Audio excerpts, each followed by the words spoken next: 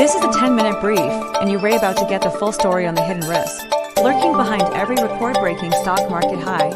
The numbers are staggering. Trillions of dollars in wealth created almost overnight. The market isn't just rising, it's screaming into uncharted territory. But beneath this historic boom lies a dangerous truth, a double-edged sword that economists are desperately warning us about. For the first time in history, Americans have more money in the stock market than ever before. This isn't just a statistic. It's a ticking time bomb that could redefine the American economy in an instant. Subscribe to the 10-minute brief and never miss the inside story on the biggest headlines again. Let's break down the numbers because they are truly shocking. Stocks now make up a record 45% of household finances. Almost half of everything we own is tied to the volatile swings of Wall Street. To put that in perspective, back in 1980, that number was just 13%. We have never been more exposed. But here's a critical question. What happens when the music stops? This record high exposure means a potential market downturn wouldn't just be a correction. It would be an economic earthquake, hitting American families harder than ever before.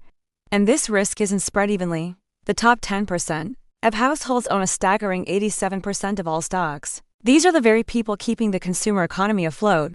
If their portfolios take a major hit, they stop spending, they cancel vacations, postpone car purchases, and cut back on dining out. That sudden pullback can trigger a self-fulfilling prophecy, turning a market crash into a full-blown recession.